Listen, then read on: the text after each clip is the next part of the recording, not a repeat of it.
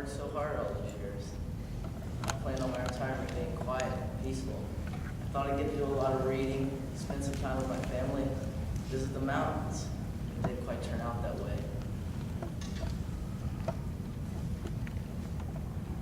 Now don't get me wrong, at 79 years old, it was time to retire, but I still feel my calling in the Senate.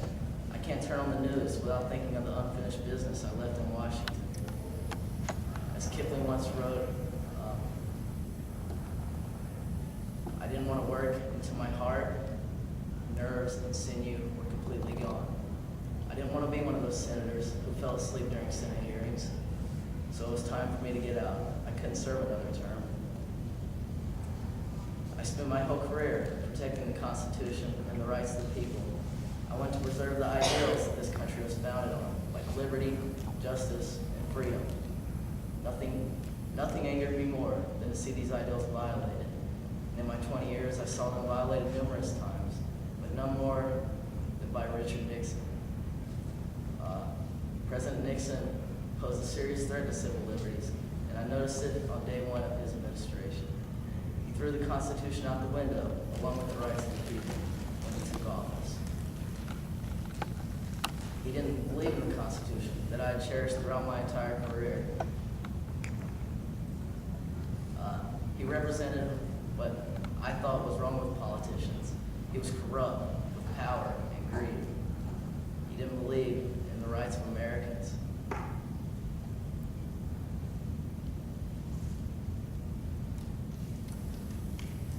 I clashed with Nixon several times leading up to the Watergate hearings. One occasion that stands out in my mind is the Army spy scandal that took place during the Vietnam War. This was Nixon's first venture into spying. He supported an Army intelligence agency whose sole purpose was to spy on innocent American civilians. They spied on everyone, from reporters to suspected communists, but their main target was anti-war protesters. People marching in the streets, calling for peace, love, and an end to the war, were recorded on tapes. Their names were placed on Army spy lists. And although I was a strong supporter of the war, nothing made me more angry than to see these rights that are placed in the Constitution abused so blatantly. This program posed a serious threat to the First Amendment rights of freedom of speech and the right to assemble. It also posed a threat to the rights of privacy that I felt all Americans were entitled to. What made me more angry was the right that the president knew about this program and did nothing to stop it. That's why I fought so hard to stop this program. And when I finally put a halt to it, I felt good about myself. I felt I preserved the Constitution and the rights of Americans. Little did I know that my success would be short-lived. It only took 2 years for America to be at political unrest once again. On June 16, 1972, the Democratic National Committee stationed at Watergate was broken into. 5 men were caught in the act and charged with attempted burglary and attempted interception of a telephone. It didn't take long for these men to be connected with the Nixon administration. They all had ties to the re-election campaign for the president. Now Nixon didn't find himself at the heart of any of the allegations. That is until a Senate committee was formed to investigate the matter with myself as the chairman.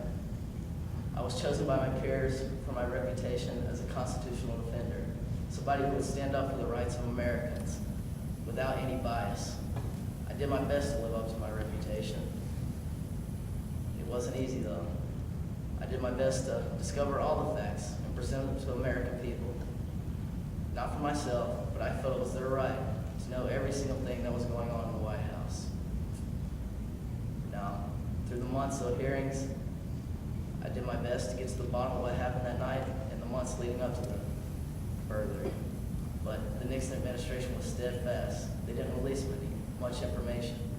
That is until on July 17, 1973, Alexander Butterfield came before my committee and testified that Richard Nixon had recordings from the Oval Office that proved that he had prior knowledge of the Watergate break-in and was actually involved in the planning. This infuriated me that the president could do something like this and violate the rights of innocent Americans. I immediately issued a subpoena for the tapes, but the Nixon administration followed with a full-fledged cover-up. It greatly angered me that the Nixon administration felt themselves above the law. They didn't feel the answer to me or the American people. They felt they owed us no explanation. They called it executive privilege, but to me it was nothing more than executive poppycock.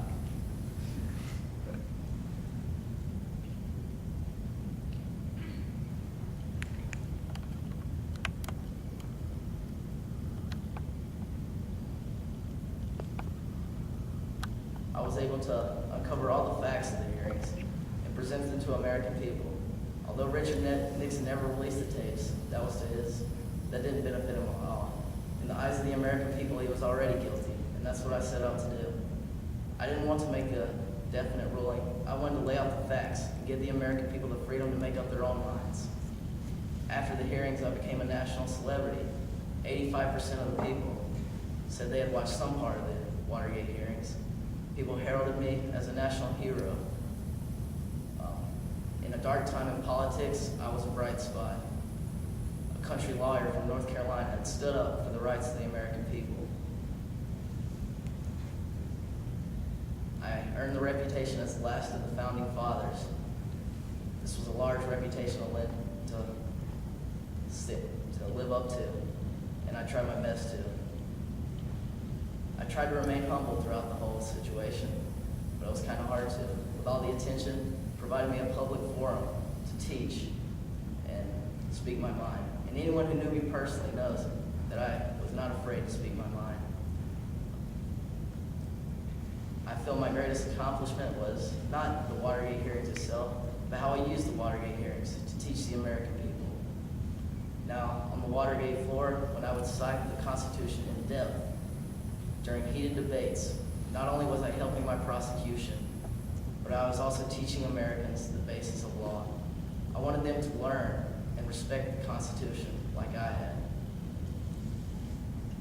Now, my teachings didn't stop with the Watergate hearings. It continued on long throughout my retirement. As I sit here today as an old retiree, I haven't got my time to spend in the mountains or visit with my family or do a lot of reading. I've traveled over 42 states, speaking at colleges and universities. Everywhere I go, I have students come up and tell me how I restored their faith in both politics and in law. There's not a greater compliment for me, because nothing made me more hurt than when the credibility of the government was called into question during the Watergate hearings. And to know that I played even a small part in the restoration of its prominence in the eyes of the American people gives me great pleasure. That's what I feel my greatest accomplishment is and my lasting legacy. Everybody I talk to, I hope they carry on my values that I instilled, or at least tried to. Sorry I took up so much of your time.